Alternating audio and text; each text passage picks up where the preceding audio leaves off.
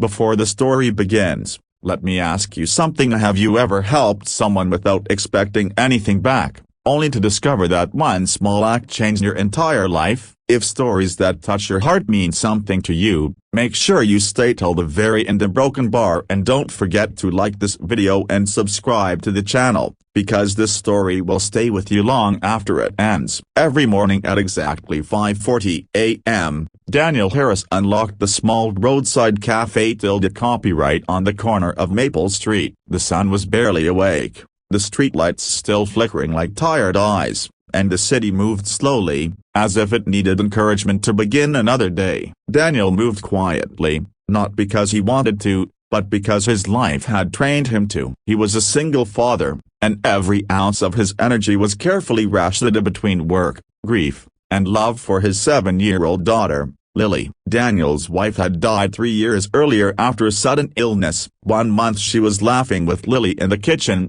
the next month Daniel was standing alone at a hospital window, holding his daughter's hand while trying to explain a goodbye he didn't understand himself. Since then, mornings became sacred. He woke Lily up gently, braided her hair the way his wife once did, packed her lunch, and dropped her at school before heading to the café copyright where he worked double shifts. He didn't complain. He didn't dream loudly anymore. He just survived. That was when he first noticed her. She appeared one cold morning, standing near the café copyright door, wrapped in a thin gray coat that had seen better years. Her hair was tied back neatly, but her shoes were worn, and her eyes carried a quiet exhaustion that Daniel recognized instantly. She never asked for anything. She just stood there, hands folded, watching people come and go as if she were waiting for permission to exist. The first day, Daniel ignored her, not because he was cruel, but because he was tired. The second day,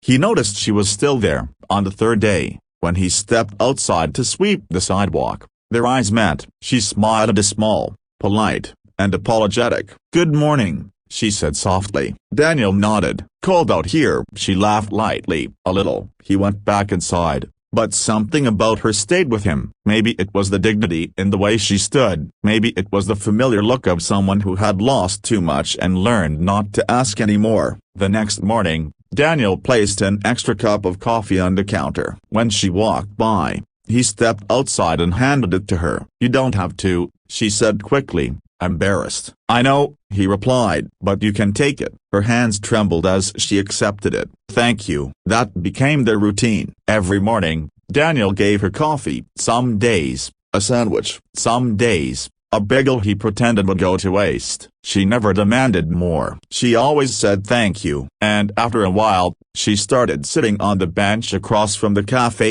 copyright, sipping slowly, as if trying to stretch warmth into her bones. Her name was Elena. They talked in small pieces at first, about the weather, about how loud the city was becoming, about mornings being the hardest part of the day. Daniel never asked why she was there. She never explained. But trust grew in silence. One morning, Elena noticed Lily's drawing sticking out of Daniel's bag. "Is that your daughter?" Daniel smiled for the first time that day. "Yeah, she loves drawing suns, even when it rains." Elena nodded. "That means she still believes in light." Weeks turned into months. Winter softened into spring. Daniel never missed a morning, even when money was tight, even when the café copyright manager warned him about giving away food, even when his back ached and his heart felt heavier than usual. One morning, Elena didn't show up. Daniel waited. He kept glancing outside. The bench was empty. An hour passed. Then another morning came. Still nothing. For the first time, Daniel felt an unfamiliar fear. He realized that without knowing how,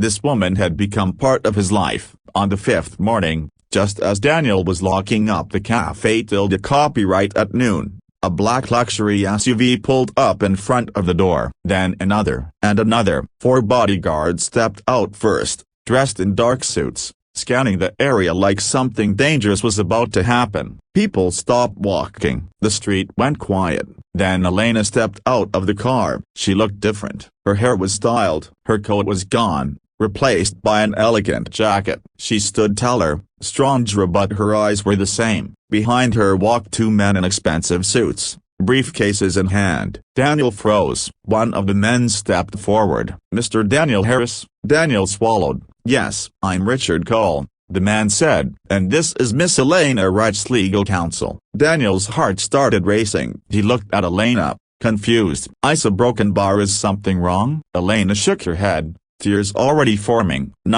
Everything is finally right." She walked toward him, ignoring the stairs, ignoring the guards. "I disappeared because I had to. I never meant to scare you." Daniel didn't know what to say. "Who are you?" Elena took a breath. "I used to be the CEO of a multinational company. I lost everything when my business partner betrayed me, froze my accounts, took my home, took my reputation. I was fighting a legal battle I wasn't sure I'd survive. I stood outside this cafe till the copyright every morning because I had nowhere else to go, a broken bar, and because it reminded me I was still human." The lawyer stepped forward. "The case concluded last week. Miss Wright has won full restitution." Daniel felt dizzy. "Then why a broken bar? Why were you still here?" Elena looked at him, her voice breaking. "Because when I had nothing, you treated me like I mattered. You fed me, you talked to me, you never asked who I was, and I needed to remember that kind of kindness still existed." She handed him an envelope. Inside was a check of more money than Daniel had ever seen. "This is for Lily,"